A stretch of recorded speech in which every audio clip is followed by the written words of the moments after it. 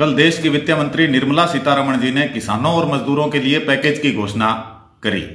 उस घोषणा से ऐसा लगता है कि जैसे 73 सालों में सरकारें किसानों और मजदूरों को बेवकूफ बनाती रही, तो उन्होंने मान के चल लिया इनके सामने कुछ भी बोल दिया जाए ये सब मान लेंगे और इनको कुछ समझ नहीं आता है। उन्होंने कहा किसानों को जो 4 लाख करोड़ का कर्ज पहले दिया हुआ है वो 4 लाख करोड़ का कर्ज इस पैकेज में शामिल है।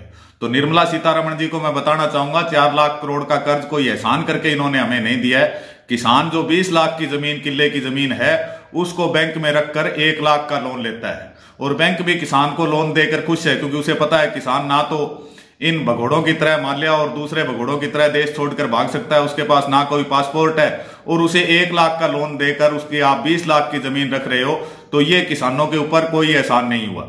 दूसरा, उन्होंने कहा कि सरकार 85,000 करोड़ के नए लोन केसीसी पर देंगे।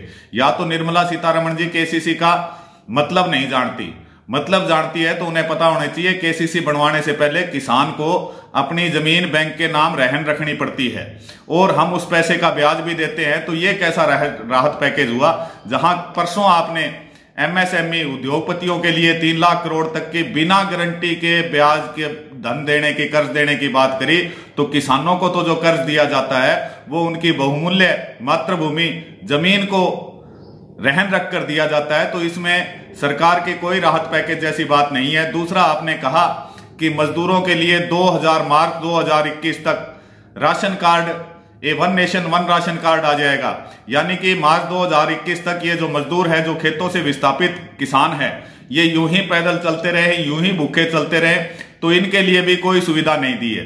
तो कुल मिलाकर सरकारों ने किसान और मजदूर का जितना शोषण किया है और जिस शब्दों में ये हमारा मजाक उड़ा रहे हैं वो वाकई निंदनीय है। अब देश में 73 सालों से जो देश बना, जिसमें संविधान बनाया गया, उसमें 2 परिभाषाएं रखी गई, एक लोकतंत्र और एक देश की नागरिकता। इनके बारे में आज मैं विस्तार से चर्चा करना चाहूंगा। लोकतंत्र का मतलब है लोगों के लिए जो तंत्र चले वो। नागरिकता का मतलब देश का हर एक व्यक्ति, चाहे वो किसी जाति, धर्म, किसी भी तरीके का व्यक्ति है, उसको समान सुविधाएं दी जाएगी।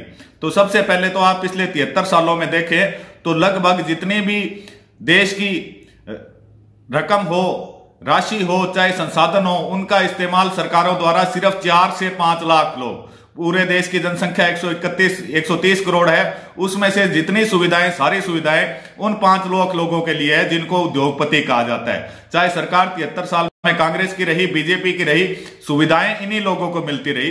तो देश के संविधान से ये लोकतंत्र शब्द हटा देना चाहिए, क्योंकि जिनको सुविधा मिल रही है उन्हीं का नाम इसमें आना चाहिए। तो इस देश का नाम लोकतंत्र के बजाय इसे उद्योगतंत्र कर देना चाहिए। दूसरी बात देश की नागरिकता की है। पीछे आंदोलन भी हुए देश की नागरिकता के लिए, लेकिन नागरिकता का मतलब है किसान, जो वहां के उस देश के नागरिक है, उनको मिलने वाली सुविधाएं, उनको मिलने वाले अधिकार। लेकिन किसान लगातार खेत में मर रहा है, मजदूर सड़कों पर चलकर मर रहा है, किसान के बेटे जो है वो फौज में जाकर मर रहे हैं, उसे पिछले 73 सालों में इस नागरिकता का कोई भी लाभ नहीं हुआ। तो इससे हम चाहते हैं कि ये नागरिकता भी है, ये आप उन 5 लाख लोगों को ही दे दीजिए, ताकि कम से कम विदेशों में भारत की इज्जत तो हो कि यहाँ की नागरिकता प्राप्त करने पर बिना गारंटी के लोन मिलता है, आप कितने भी पैसे लेके यहां से भाग सकते हो। जबकि किसानों और मजदूरों को, जो देश की जनसंख्या का 95% है, उनको आपने आज तक कुछ दिया ही नहीं।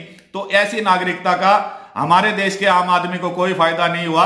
तो साथ में सरकारों के लिए भी आसानी होगी कि जो सरकारें बदलने वाले लोग हैं उन लोगों को आप नागरिकता से बाहर कर दीजिए और इन 5 लाख लोगों के लिए आप काम कर रहे हैं, सिर्फ इन 5 लाख लोगों को ही नागरिकता दीजिए, जिससे कि देश की नागरिकता का कम से कम विदेशों में तो सम्मान हो।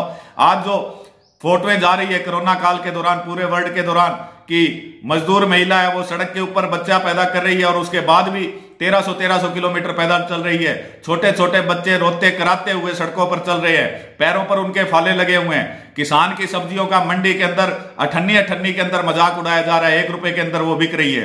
तो ऐसे तंत्र पर अब हमें भरोसा नहीं रहा। मैं फिर से सरकार से गुजारिश करूंगा कि आप इस देश में लोकतंत्र की जगह उद्योगतंत्र इस्तेमाल करें और नागरिकता केवल उन्हीं लोगों को, उन 5 लाख लोगों को जिनके लिए आपकी देश की सारी संपत्तियां, सारी सुविधाएं उन 5 लाख लोगों के लिए आपने आश्रित कर रखी है, तो उन 5 लाख लोगों की नागरिकता रखकर किसान और मजदूर को नागरिकता से बाहर कर देना चाहिए। दूसरे मेरे किसान भाइयों से भी मैं कहना चाहूंगा कि कमी इन सरकारों की तो है ही है। 73 सालों से इन्होंने उद्योगपतियों के बारे में सोचा, लेकिन हमने भी कभी अपने लिए आवाज नहीं उठाई। हमने पार्टियों के लिए आवाज उठाई, कभी अपने अधिकारों के लिए हमने सरकार के खिलाफ आवाज नहीं उठाई। तो साथियों, किसानों और मजदूरों, अब मौका आ गया है कि लॉकडाउन खुलने के बाद आप एकजुट हो, अपनी आवाज को मजबूत करें, क्योंकि ये गूंगी बहरी सरकारें जब तक आवाज नहीं सुनेगी, जब तक कि आपकी आवाज बहुत बड़े स्तर पर नहीं होगी। तो इसके लिए जो भी साथी हमसे जुड़ना चाहे वो हमारे मोबाइल नंबर 80 531 02100 पर हमसे संपर्क कर इस राष्ट्रीय किसान मजदूर आंदोलन का हिस्सा बन सकता है। लॉकडाउन खुलने के बाद निश्चित तौर पर एक राष्ट्रीय स्तर पर बहुत बड़ा आंदोलन होने जा रहा है।